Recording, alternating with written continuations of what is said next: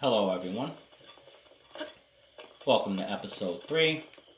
We are running through Breath of the Wild. The last episode we did the stasis trial. I'm going to move a bit faster now. These are choo-choos. These things are going to be popping up everywhere in the game that you go.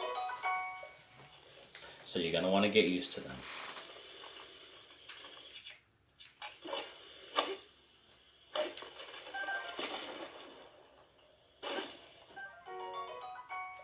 The wood comes in handy because there are ore deposits you'll find on mountains when we get off the plateau.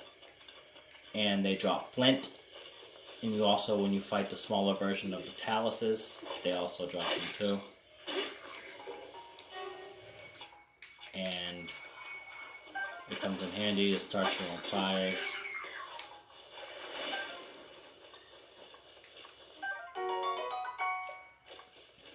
So, we are going to head to another shrine. In fact, let's head to the Great Plateau Tower. We have to go hunting. We have to get the warm doublet.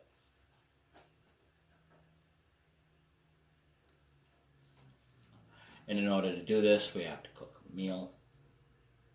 He wants the spicy seafood fry, which means he wants the raw meat.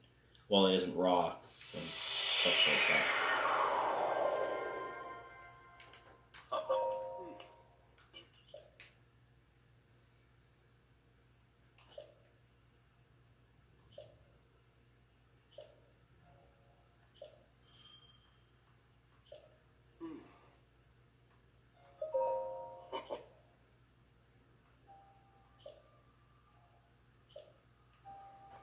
So, what he just said is about, this.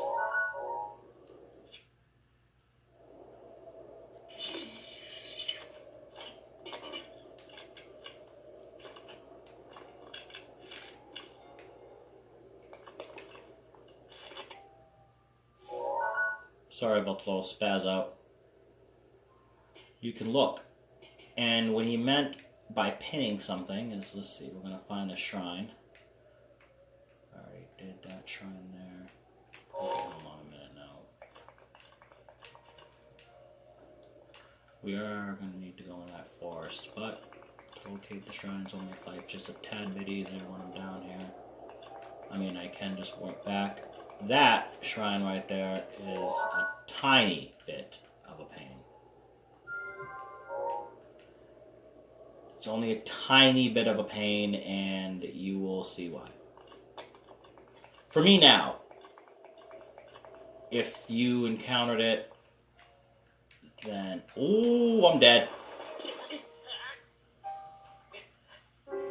You gotta pay attention to what the heck you're doing in this game. Don't make that mistake that I just did. And I'm going to leave that on this episode because, it just goes to show you, one little bit of not paying attention can prove fatal. So, yeah. And, no justification for my lack of observation, but I was too busy looking at other stuff. I think I didn't even get my pin. Look at that. They took away my pin.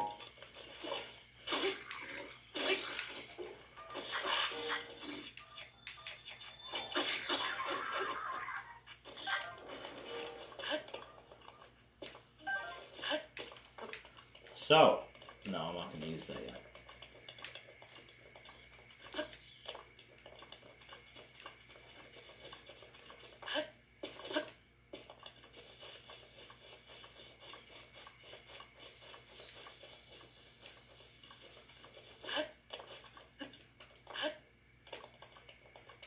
Yeah, we're going to go to that forest right over here.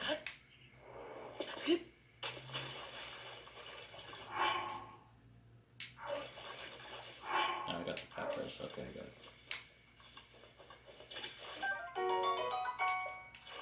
Now, anytime that something can be taken, picked up, or examined, you will be prompted.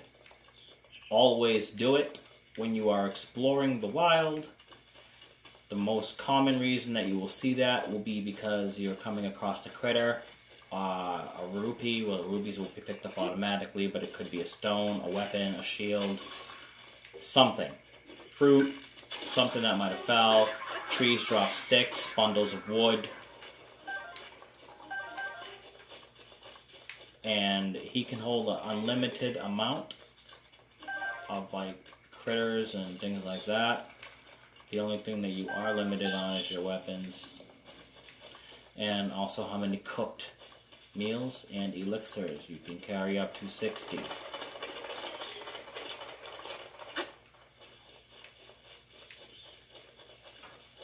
Alright. Now, one of the biggest reasons we're going hunting is because we need raw meat. I got 2 arrows, dude. This isn't good.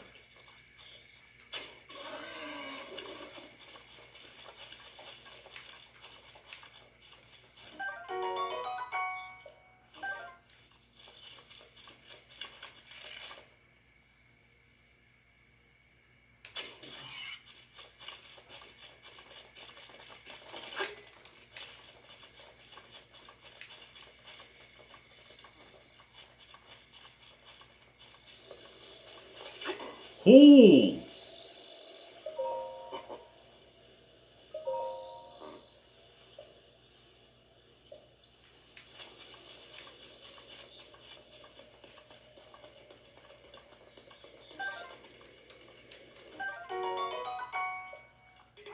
Yeah, and anytime you come across things like that, I tend to drop. I always look at the, you always want to look at the attack number. Because that's humongous.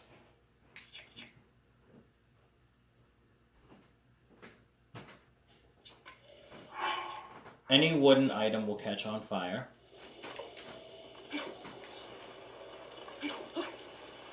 And that's how we can cook.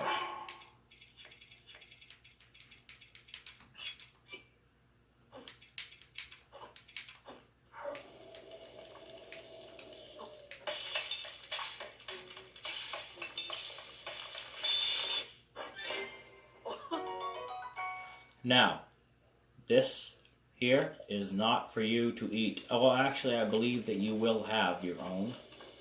But you cooked this meal specifically for this fella. And you're going to find him at his cabin. So, he requires that to give you the warm doublet. You need the warm doublet because the shrine, I believe, for your bombs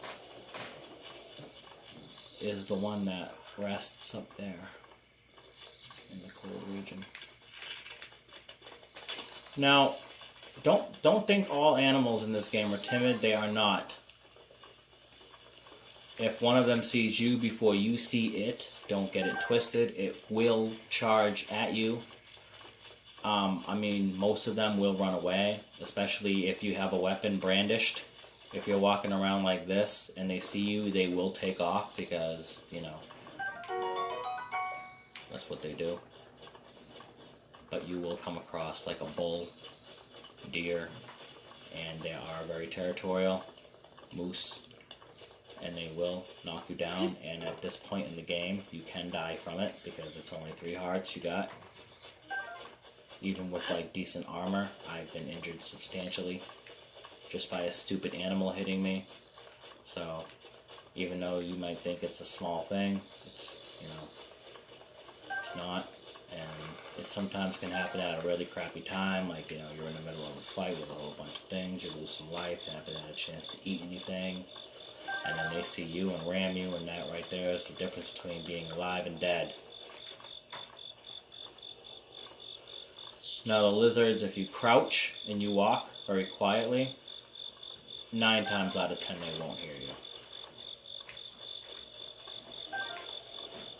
And also, after learning the value of beetles, because of beetle, I've learned to look at the trees because the beetles are always on the trees. But if you go at them at the speed I'm going toward them, they will definitely.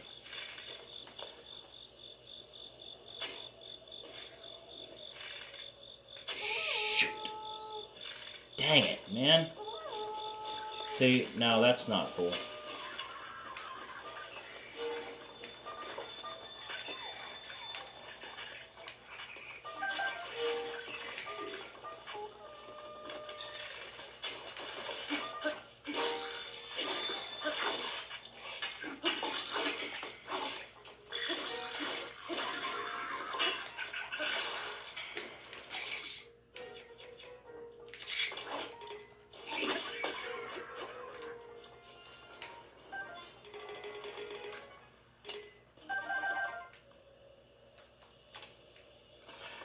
Again, this game is very much like strategy. What I did was indeed a bit barbaric.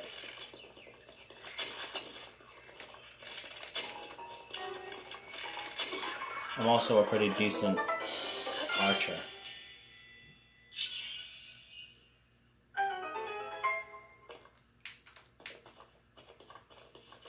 But you've seen nothing yet. My combat skills in this game are far more than what I'm showing you right now. But that's because it's not required at this very moment. And I'm not trying to sound cocky, but, you know, there are some pretty awesome things I'm going to do and show you.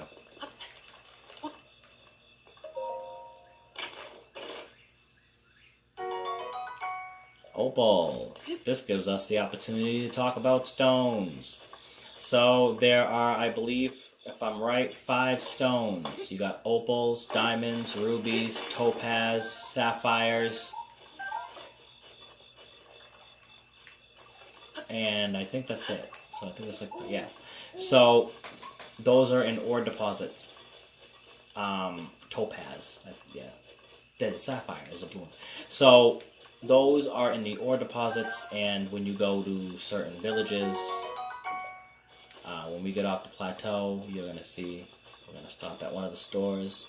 Anyone who sells anything will buy them from you.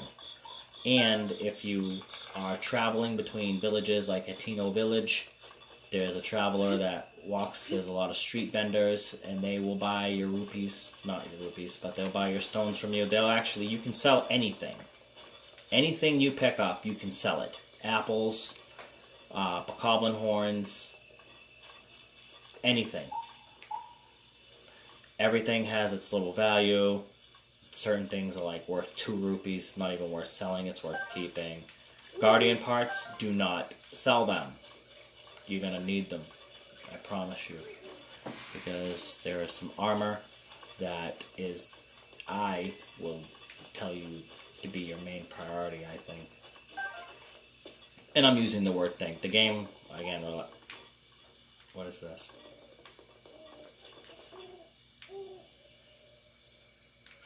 Alright, see, now that's something I've never did there. The Koroks, they hide all over the place.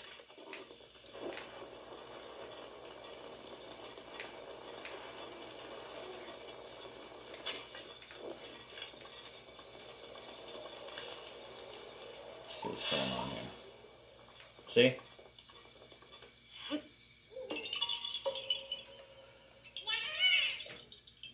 Now we have a chance to talk about the Koroks. They're children of the forest. There are 900 of these little creatures all around Hyrule. They are hidden by various puzzles. Things like that. Things that just look a bit out of place. That look like you can interact with them.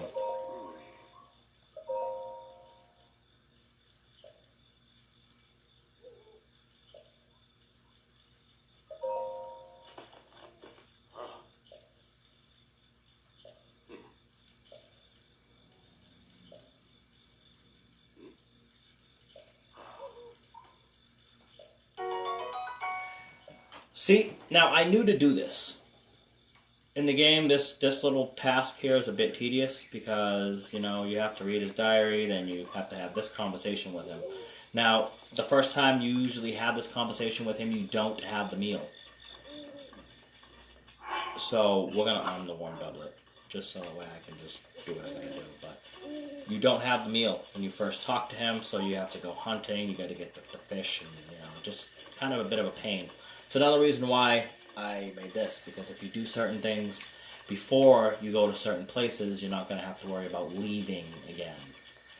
I'm very big on that. I don't like to waste my time. I don't like to spend more time playing a game than I have to. Don't get me wrong. I absolutely love this game, but I would love to not, spend unneeded time doing things wherein I have, better ways of doing it. It just simply makes sense. It also, extends the enjoyability of the game. But like I said, what I'm showing you is in no way the best way to do it or the only way to do it. I'm nothing like that. This is just me, you going under my tutelage, I guess. I'm really good at this. We're going to head over here where it's cold. But the warm doublet now is going to keep me warm. It isn't going to be a problem. However, if for some reason you did not get the warm doublet or, hunting is a struggle for you, there is a way around it. You have to find the peppers. These puppies right here. You want to find at least 4 of them. And then you cook them. They can give you about 7 minutes, I think, of cold resistance.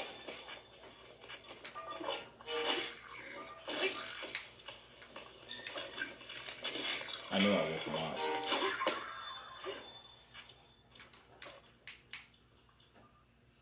Where'd you go?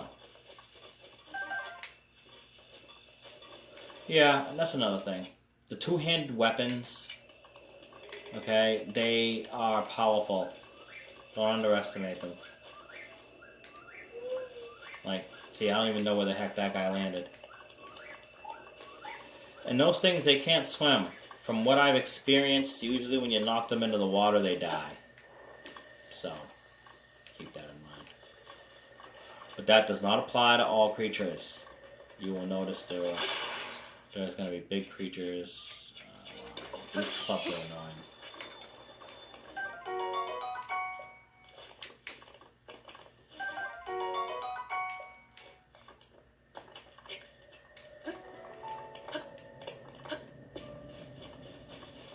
I find it easier to just grab this grab this shrine as early on as you can.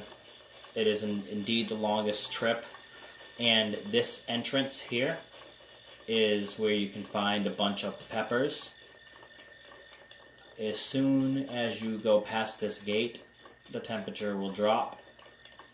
So usually that will hinder somebody from even going in here. This gives you as much as you need.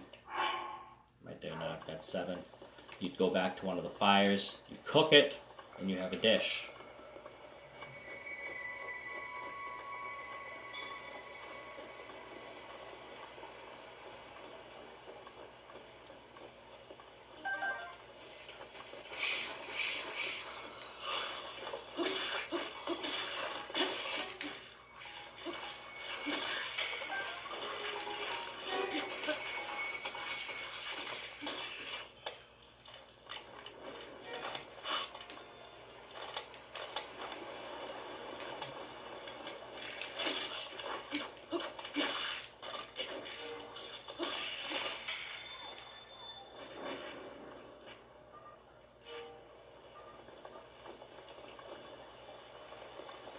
Okay.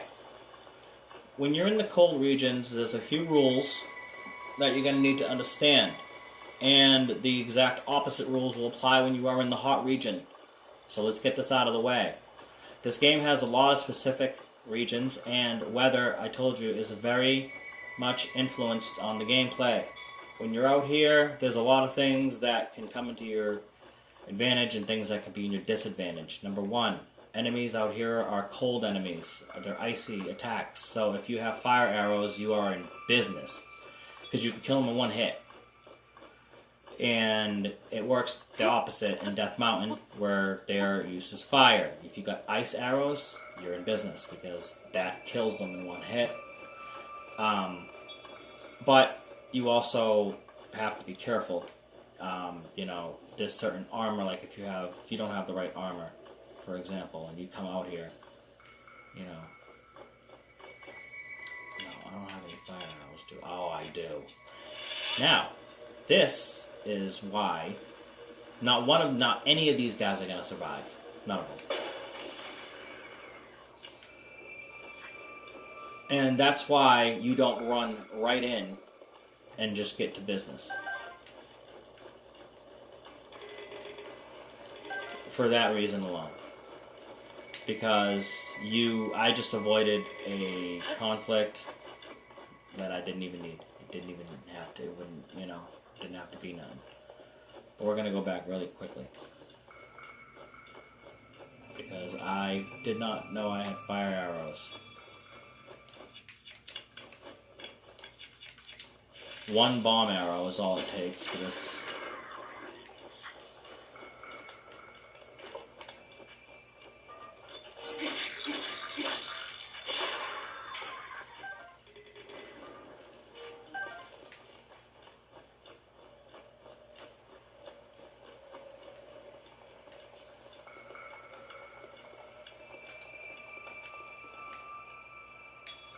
You know what? We're not doing that.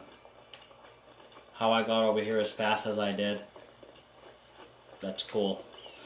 We're not going to go back. But I was going to go back to the pot, and I was going to cook up the meal with the peppers so I could show you how it works.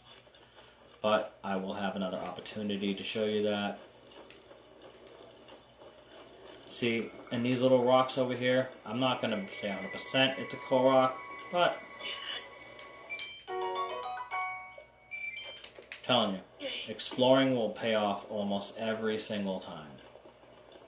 I'm telling you, just explore, dude.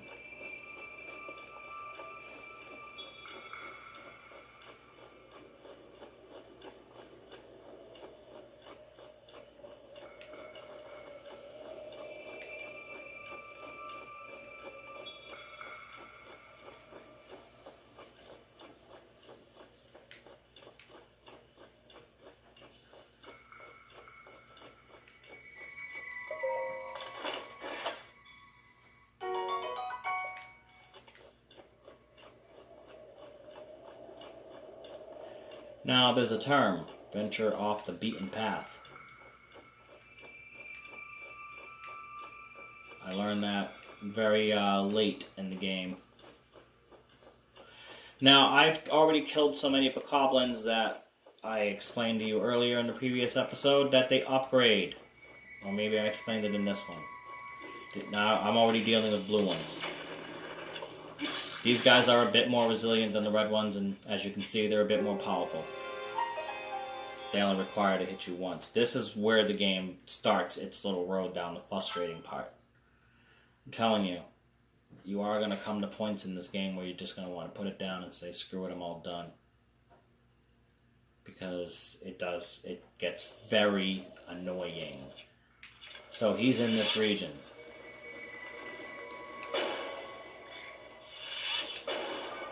Now, he has a wooden shield.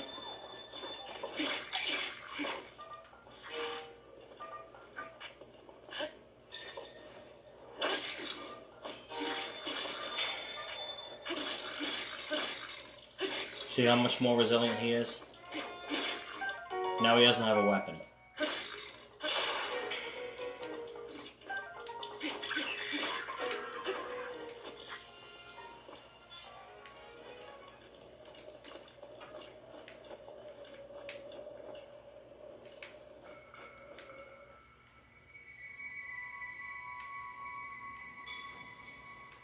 See?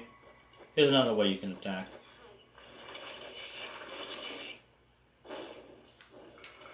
If anyone was laying over there,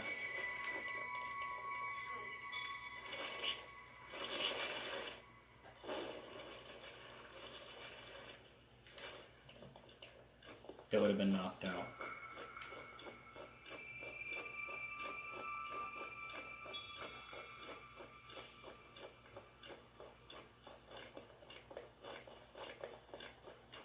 Now there's tons of puzzles for the Koroks. Sometimes you'll come up to hills and there'll be giant snowballs, and then if you look at the bottom of the hill, you'll see a hole. Usually all you have to do is push the snowball and it falls into the hole, and boom, you found the Korok. Congratulations. Now remember, there's 900 of them. So the things are everywhere. And there are things that just look out of place that do not seem right. You'll see stones that are aligned in a shape, but there'll be one stone missing. And all you have to do is, there'll always be a stone nearby. So you just go to that stone, pick it up, bring it over, complete the shape, and it pops up. You'll see trees, where there'll be 3 trees, and you have to look how many apples there are in the least amount of the tree. So if there's like a tree with 4 apples, one with 5, and one with 2, you want to make them all have 2 apples, and then the Korok will be found. There's also these metal blocks, you got to put them in place. There's 2. You got to make the second one look like the first.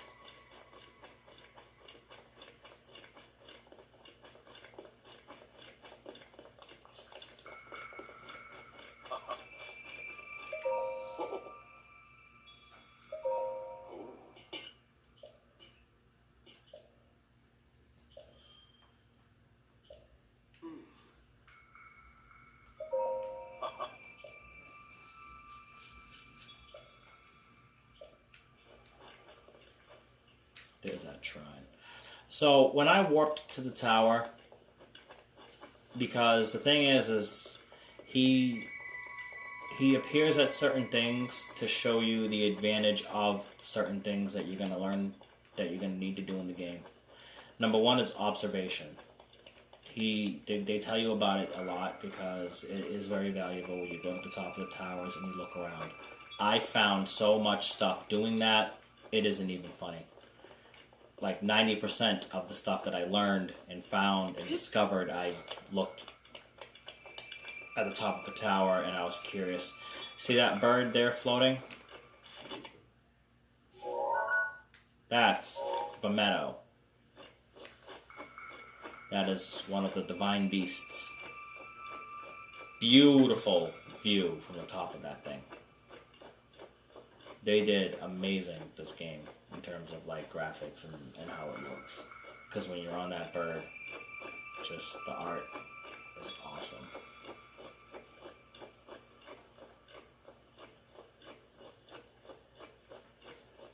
And there's a lot of traveling. Very lot of traveling.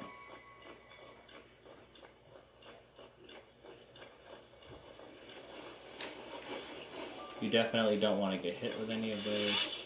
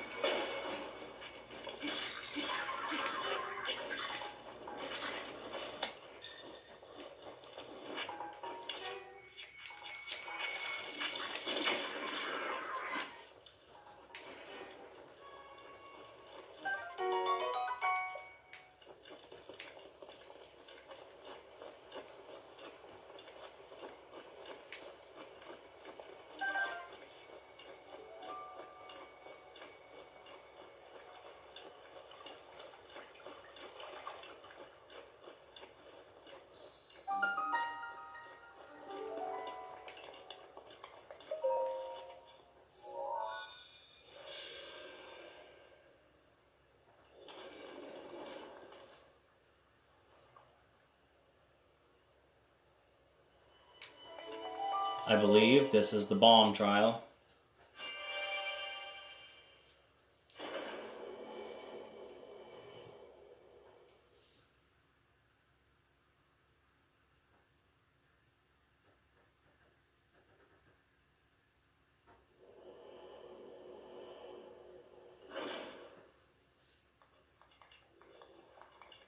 Nope, this is Cryonis.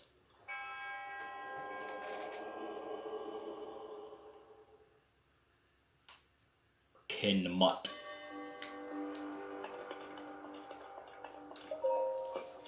Now remember, this little thing here, this authentication stuff, this is only for the isolated plateau.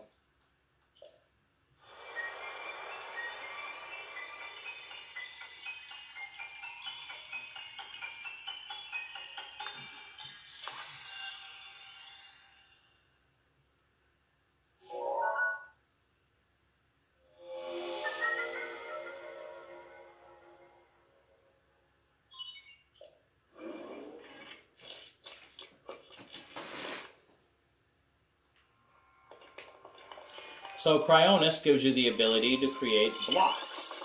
And it only works in water. And you can break the block. You can travel across a lot of lakes like this. It comes in handy. Very useful stuff. Puzzles like this, underneath, lifts the gate. Not to be followed.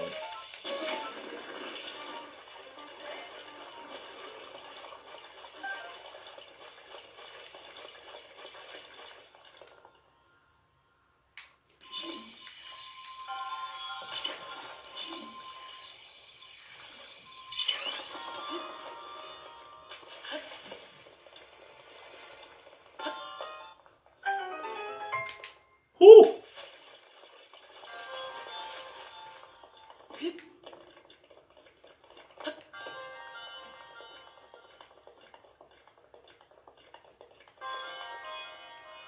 Okay. In every single shrine, virtually, I'd say 99%, 99.99% with the exception of maybe 1 or 2, there's a treasure chest. And that treasure chest is usually a weapon, or some of them contain stones, whatever the case may be. In fact, I'm going to take that because I have too many clubs.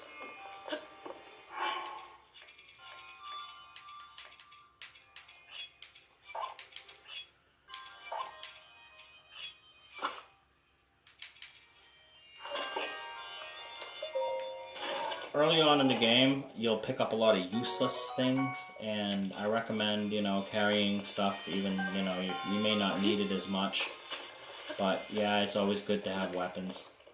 Eventually, you will get picky, and you'll decide, you only want swords, or yada yada yada, which is, I do recommend that, because that has the highest, hit damage and stuff like that.